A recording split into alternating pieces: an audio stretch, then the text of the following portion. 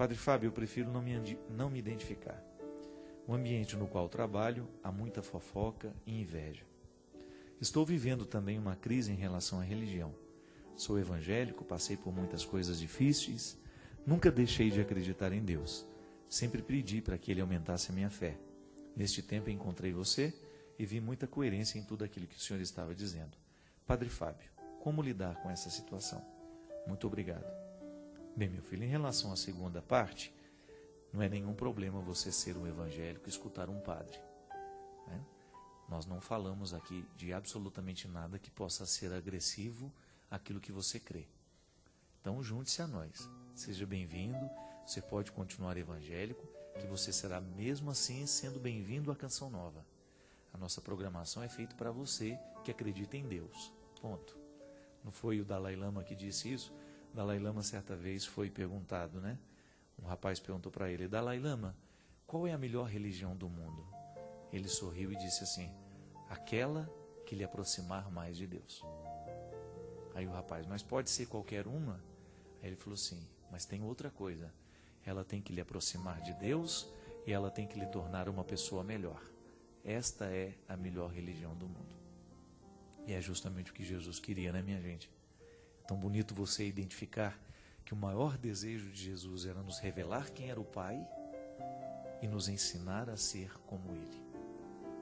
Porque Jesus é a encarnação dessa presença trinitária. Ele é a trindade econômica, né? Nós dizemos isso em teologia. Isto é, Ele é a manifestação plena de quem é Deus. Ele é o coração de Deus batendo entre nós. Ele é a mão de Deus estendida entre nós. Então nós olhamos para Ele e nós aprendemos. A sua primeira questão, essa questão da inveja, da fofoca, esse é mais antigo do que o mundo, né? Eu recebi essa semana, por um motivo muito especial, de um amigo meu, que eu amo profundamente. O nome dele é Murilo Guerra. Ele é de Petrópolis, dono de uma academia, ele é um exímio profissional de educação física. E o Murilo foi caluniado de uma coisa terrível. E cidade pequena, você sabe como isso repercute, né? E eu vi o sofrimento do Murilo na semana passada, quando eu rapidamente passei por lá e fui e me encontrei com ele e a Adriana, que é a esposa dele. O Murilo tem uma família linda, que tem problemas como todos nós, mas eles são muito unidos, é muito bonito estar entre eles. E o Murilo foi acusado de uma coisa terrível, e a acusação, o boato nasceu justamente que a esposa dele havia pego o Murilo com uma outra pessoa. E o bonito foi ouvir da própria pessoa que estava, né, que teria sido a testemunha da traição, dizer, sorrindo, né, padre, falar esse absurdo do meu marido, da própria Adriana. E essa semana, sabe, gente, eu recebi dele, porque ele mandou para todos os amigos, que certamente ficaram do absurdo que falaram dele, e aí ele me mandou também um e-mail que se chama O Terceiro Filtro. É uma história muito simples. Dizem que Aristóteles, certa vez, recebeu um amigo que disse assim, o amigo dele chegou para o Aristóteles e disse assim, ah, você não sabe o que eu ouvi falar sobre o seu amigo. Aí o Aristóteles disse assim, peraí, antes de você me contar, vamos fazer um exercício? Você só vai me contar depois de passar a sua informação a partir de 3 filtros. Tudo bem, o amigo dele disse. Primeiro filtro, o filtro da verdade. Aquilo que você vai falar do meu amigo, você tem certeza que é verdade? E ele disse assim, não, eu não tenho certeza. Aí Aristóteles continuou, então não é certo o que você vai me falar. Ele disse, não, não é certo. Então antes de você me dizer, não sendo certo, eu quero que você me diga, o segundo filtro, é bom o que você vai me dizer? Ele disse, não, não é bom. Tá certo, você não sabe se é verdade, não é uma coisa boa, e mesmo assim você vai me dizer? Mas espera aí, antes de você me dizer, quero que você passe por um terceiro filtro. Tem utilidade para a minha vida o que você vai dizer do meu amigo? Aí o rapaz desconcertado disse, não. Aí Aristóteles, então você vai me desculpar. se não é certo o que você tem a dizer, se não é bom o que você tem a me dizer, e se não tem utilidade nenhuma para mim, por que você acha que eu iria gostar de ouvir? Não é fantástico isso, minha gente? Se não é certo, se não é bom, se não é útil, por que você acha que eu iria querer ouvir isso? Na verdade, toda vez que uma pessoa se encoraja para contar uma fofoca para a gente, ela já está considerando que a gente é qualquer coisa, que a gente aceita qualquer conversinha. O mais bonito, sabe, é que naquela história toda, quando Petrópolis borbulhava com a fofoca e com o absurdo que estavam dizendo do Murilo, o Verusca, um cabeleireiro famoso lá em Petrópolis, foi a pessoa que teve coragem de sair lá do salão dele, entrar na sala do meu amigo e dizer para ele: Murilo, olhando nos olhos, estão dizendo isso, isso e isso de você. E eu não acho justo. Enquanto toda a cidade comentava a boca miúda, né? Ah, você ficou sabendo? Fazendo isso, né? Sem passar pelo terceiro filtro, uma notícia nascida, minha gente, me desculpe, da cabeça certamente de uma pessoa infeliz, frustrada, que não consegue conviver com o sucesso do outro, que não consegue suportar a realização e a felicidade alheia, que geralmente o fofoqueiro é assim. O ciúme, a fofoca, ela só nasce de gente que não é capaz de ser feliz. E porque não é capaz de ser feliz, não suporta a felicidade daquele que é. Verusca, naquele gesto de solidariedade cristão, demonstrando uma hombridade rara nos dias de hoje, quebrou o poder da fofoca. Sabe quando a gente quebra o poder da fofoca? Como ele fez. Dentro do meu salão não se fala absolutamente nada sobre o assunto. É assim que a gente quebra o poder da fofoca. Quando você começa a estabelecer os 3 filtros para poder ouvir o que as pessoas têm ali a dizer. Seu ouvido não é lixo. Um território baldio para o outro vir julgar o lixo dele. E fofoca, minha gente, com todo respeito, é lixo. Vira e mexe vem me dizer: ficou sabendo do padre? Não estou sabendo de nada, mesmo que eu saiba. Sabe por quê? É um jeito que a gente tem de multiplicar a maldade.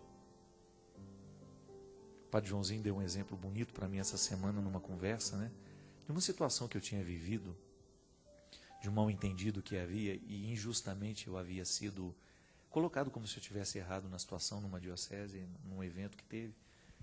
E aí, eu falei, mas aí depois que consertou, padre, não adiantou. Ele falou assim, depois que a gente estoura o travesseiro de pena, a gente nunca mais reúne as penas que a gente esparramou. É como você subir num alto monte, você pegar um travesseiro de pena e você arrebentá-lo, e o vento leva. Fofoca é isso. Nós nunca mais seremos capazes de reparar os estragos que uma fofoca faz na vida de uma pessoa. Porque depois que o boato esparrama, gente, é igualzinho pluma que você não tem mais condições de recolher. E às vezes, nós ferimos a integridade de pessoas que levaram anos e anos e anos com honestidade, com retidão de caráter, para construir, e depois uma noticiazinha boba, infeliz, mentirosa, fofoqueira, é capaz de julgar essa pessoa na lama. Eu não sei se tem uma coisa que nessa vida possa gerar mais inferno. Eu não sei. É tão triste, minha gente, nós pensarmos que uma palavra torta, descomprometida com a verdade, pode provocar a infelicidade do outro, tirar o sono. É tão triste isso, não é verdade? É tão triste isso. Quando você é acusado, quando a pessoa viu um detalhe da sua vida, ela achou que viu tudo e já saiu dizendo. Ela viu um detalhe da sua história e ela já saiu dizendo para todo mundo que ela te conhece, que ela viu que você fez aquilo. Pelo amor de Deus. Então, para nós, isso para mim, para você, toda vez que nós escutarmos uma história como essa, para paralisa o poder. Não permita que o diabo continue mentindo através da sua boca. Na maioria das fofocas, quem inspira isso no coração de quem vai contar, quem vai inventar a história, não é outra pessoa senão o diabo. E nós legalizamos a presença dele na vida cada vez que nós somos parceiros dele. Eu escuto, passo para frente. Ainda rio, como se eu tivesse absoluta certeza do que eu estou dizendo. Não é verdade, não é bom e não é útil, então eu não quero saber. Me privem. Me privem porque meu ouvido não é lixo. E o pior, sabe o que é? É que às vezes essas pessoas que são vítimas da fofoca nunca mais vão se recuperar na vida. Minha gente, olha o padre Lancelotti. Por mais que tenham tido evidências de que o padre pudesse ter dado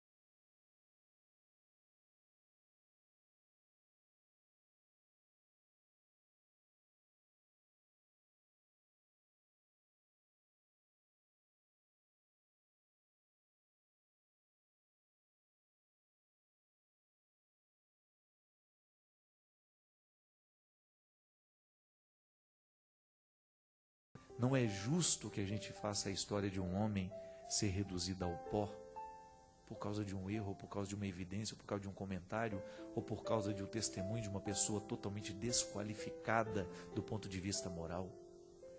Valeu a palavra do bandido. Não vem ao caso o julgamento se o padre está certo, se o menino está certo, se está errado. O que é terrível nessa história é a gente pensar, se aquilo foi uma fofoca, se aquilo foi um instrumento do maligno entre nós, ele destruiu a imagem de um homem. Isso que o diabo quer. Eu agora, nessa empreitada nova que eu estou vivendo, se tem uma coisa que eu não perco de vista é isso. Essa mídia, esse aparecer o tempo todo, isso é a coisa mais perigosa que pode existir para nós. Porque pode ser o diabo, olha, vai abrindo as portas, mas daqui a pouco é a sua derrocada que ele quer.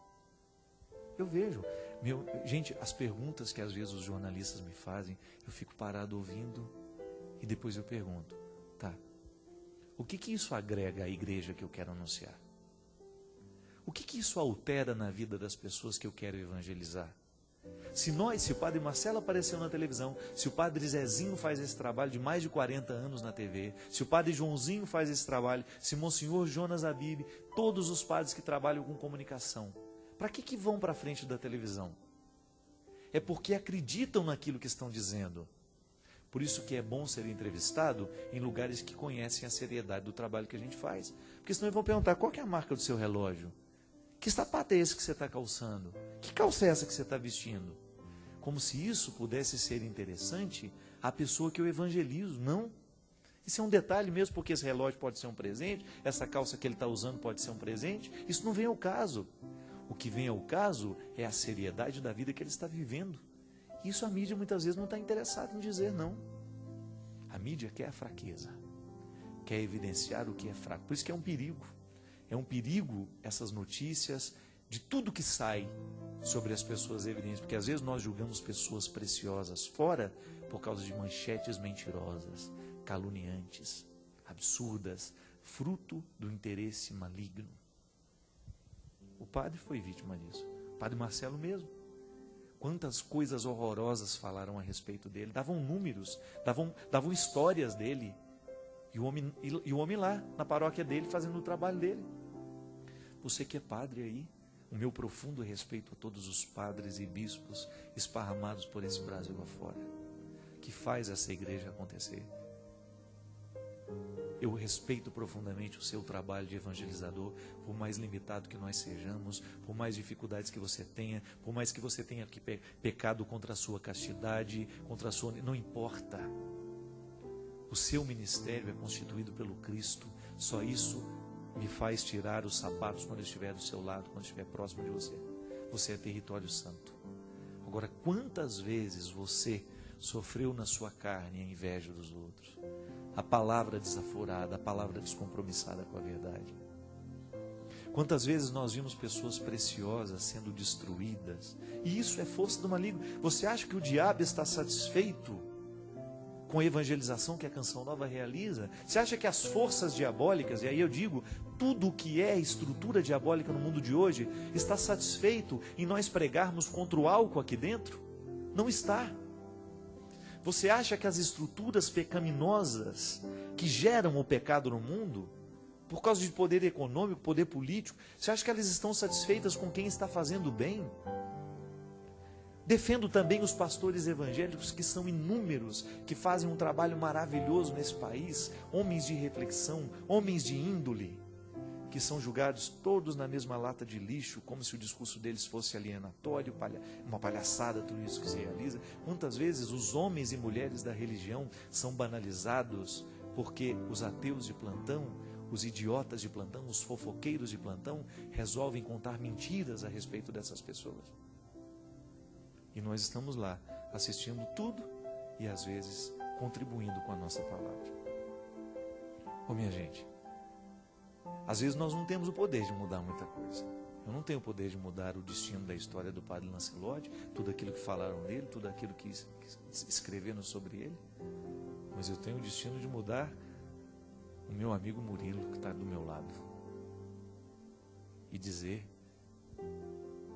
que toda vez que nós tomamos as dores de um amigo e fazemos assim como Verusca fez, parar o poder da fofoca e dizer: aqui no meu salão não se fala disso. Se você também, aqui na minha casa não se fala disso. Aqui no meu local de trabalho não se fala mal dos outros.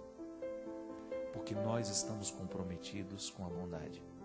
Pode até que ele tenha feito alguma coisa errada, pode até que o padre tenha errado, pode até que a freira tenha errado, mas eu não serei um veículo de transmissão. E sobretudo quando sabe que é uma mentira. Aí sim que nós temos que armar a nossa casa, fazer um cerco de Jericó, começar a rezar para que esse poder dessas estruturas diabólicas venham por terra. Faça isso. Tenha a oportunidade de amanhã viver os 3 filtros que Aristóteles propôs ao amigo dele. Quando alguém for lhe contar uma fofoca, pergunte: é verdade o que você vai me dizer? É bom o que você vai me contar? É útil para a minha vida? Se depois dos 3 filtros você chegar à conclusão de que não vale a pena ouvir, continue no seu silêncio. Porque às vezes, sobre os outros, a melhor notícia que nós podemos dar é o nosso silêncio respeitoso. Obrigado pelo seu carinho. Obrigado pela sua companhia. E que Deus nos conduza na mudança deste mundo. Que toda vez que a gente estiver diante de um fato que nós pudermos mudar, que a gente siga o exemplo do Verusca. Que nós possamos encontrar neste homem um ensinamento. Ele aprendeu de Jesus, certamente. E nós podemos aprender de Jesus e aplicar tudo isso também do mesmo jeito que ele aplicou na nossa vida, com o nosso carinho, com a nossa solidariedade. O Senhor esteja convosco. Ele está no meio de nós. Derrame sobre todos nós a bênção, Ele que é Pai, Filho e Espírito Santo. Amém.